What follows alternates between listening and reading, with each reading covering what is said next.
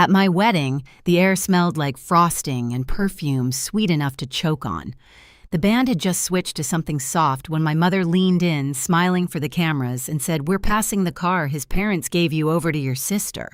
Her tone was light, rehearsed like she was rearranging napkins. Danielle laughed beside her sequins flashing. "Relax," she said, "it's just a car."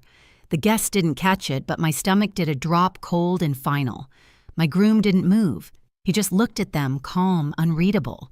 And that look changed everything. People say weddings reveal who really loves you.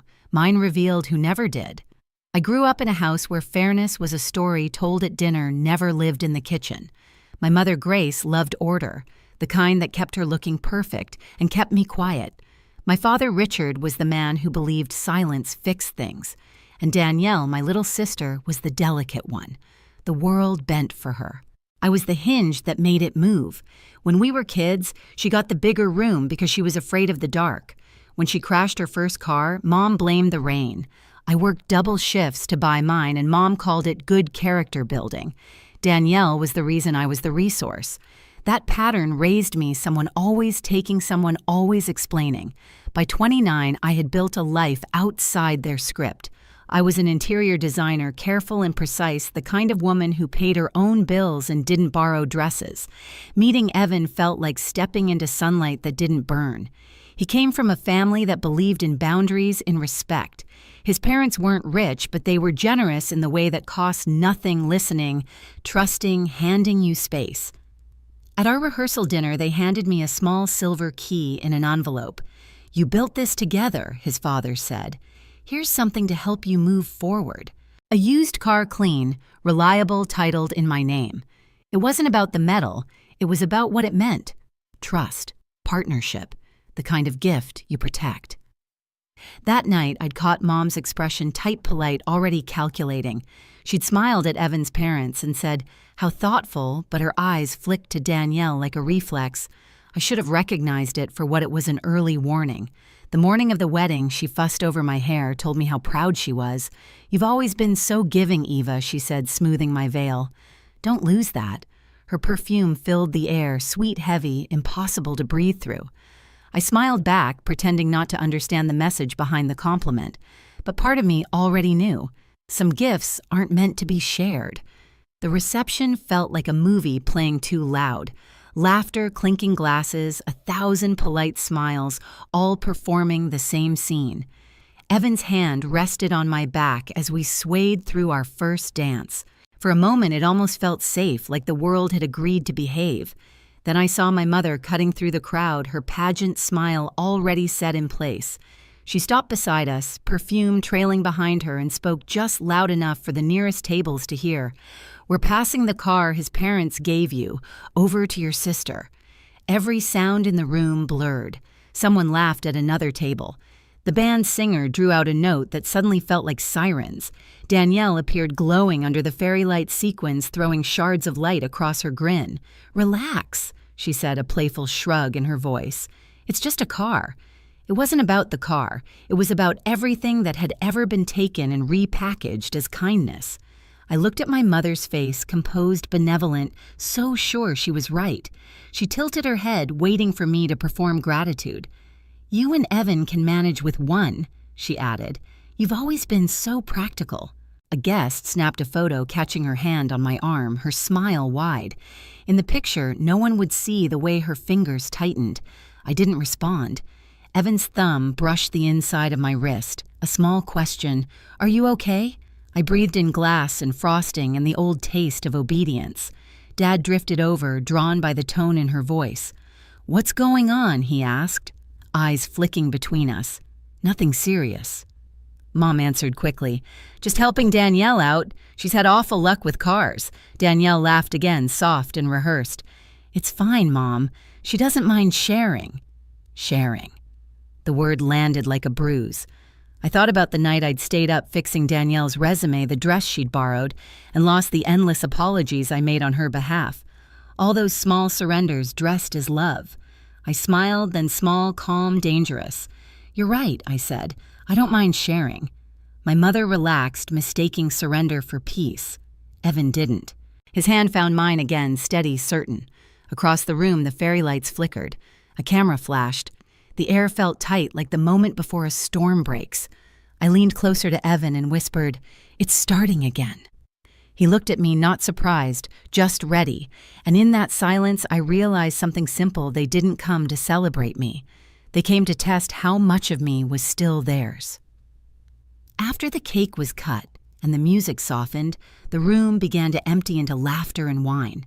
I smiled through photos, accepted congratulations that tasted like dust, and counted the minutes until I could breathe again. When the last guest disappeared toward the parking lot, Evan and I slipped out a side door into the quiet hallway. He leaned against the wall, unbuttoning his collar. "Do you want me to say something to them?" "No," I said. My voice didn't shake. "We already did." He frowned, then understood. We talked about this months ago, half joking over takeout. My mother's habit of turning my things into family property wasn't new, it was inherited behavior, so I'd decided to stop being inheritable. 2 weeks before the wedding, my coworker, who also happened to be a paralegal, helped me draft a notarized declaration. Every gift received in my name was legally protected, not to be transferred or sold without my written consent. I'd signed it in blue ink. So had Evan. I remembered her exact words when she stamped it, "You're not being paranoid. You're being prepared." Back in the hall, Evan reached for my hand. "You knew this might happen." "I hoped it wouldn't," I said, "but I didn't want to bleed again without a bandage." We stood there for a while, listening to muffled laughter from the banquet room. It sounded distant, hollow, like something already ending. I thought about the look on my mother's face, the delight of control disguised as generosity. She'd spent years training me to play the role of the gracious daughter.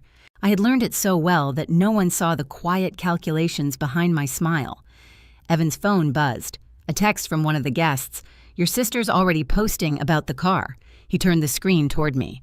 There it was, a photo from our garage, Danielle posing beside the car with the caption, "Finally got a ride that fits me." I laughed once, dry and low. She couldn't even wait till morning. He met my eyes. "So what do we do now?" I reached for my clutch fingers, brushing the thick envelope inside. "Now," I said. "We let them open their own trap." Evan exhaled slowly, a quiet sort of pride in his voice. "Then let's go finish the party." We straightened our clothes, fixed our smiles, and walked back toward the music. My heart was steady now. The storm had already changed direction. We walked back into the ballroom as the band shifted into another safe romantic tune, something meant to fill silence. The room glowed gold again, but the air had changed. Conversations felt thinner. Eyes darted away and back. My mother was near the cake table, laughing too loudly, a queen restored to her stage. Danielle hovered beside her phone in hand, pretending to scroll. When she saw us, Mom brightened. "There they are," she called, like we'd been gone on a honeymoon already. "Everyone's asking where the bride went." I smiled, handling a few final details. She didn't hear the weight in that sentence. Or maybe she did, and thought she could still outplay me. "Good," she said. "We're wrapping up soon. Danielle needs a ride home anyway." Evan stepped forward just a little. "She has one now, doesn't she?" His voice was light, polite, surgical. Mom blinked. "What?"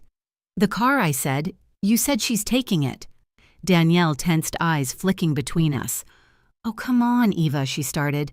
"Don't make this weird. It's just a car I finished for her, I heard." Dad wandered closer, trying for peacekeeping. "Can we not do this here?" I turned to him. Calm. "Here's the thing, Dad. This is where she did it. Publicly." The band faltered, then kept playing. A few guests turned their heads, the scent of champagne turning sharp. Mom's smile stiffened. "Eva, sweetheart, you're overreacting." It was a misunderstanding. We meant Evan held out an envelope. "You might want to read this before you finish that sentence." Her hand hesitated before taking it. She glanced at Danielle, then at me, then unfolded the paper. The rustle was loud enough to cut the music. Danielle leaned in to read over her shoulder. At first confusion, then recognition, then color draining inch by inch. Mom tried to laugh. "What is this? A notarized declaration," I said.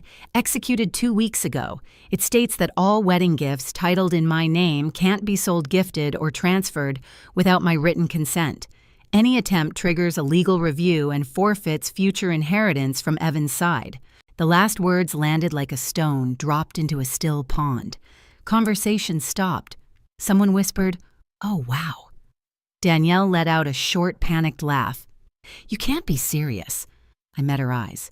Completely. Dad exhaled through his nose. "This is petty Eva." "No," I said softly. "Petty is pretending theft is family tradition." Mom's voice hardened. "We're family. You don't treat us like criminals." "You went into our garage last night," I replied. "You took photos of the car and posted them." Danielle's face froze. "That was a joke." "Symbolic," Evan asked quietly. "Symbolic of what exactly?" Her lips parted. No answer. I turned to Mom. "This isn't about the car, it's about the pattern. You call it love when you take what's mine and tell me I'm good for giving it." "You're being dramatic," she snapped. "Maybe I said, but this time the drama has witnesses." A ripple went through the guests, phones half raised, half hidden. Someone's aunt mouthed drama behind her champagne flute. Danielle's voice cracked. "You'd really embarrass the family like this." "I'm not embarrassing anyone," I said. "I'm just ending the script." Evan took my hand, grounding me. His tone was even calm. "Mrs. Harper, you should keep that paper. It's legal documentation." Mom stared at him like he'd betrayed her personally. "You encouraged this." "No," he said. "She didn't need encouragement. Just respect."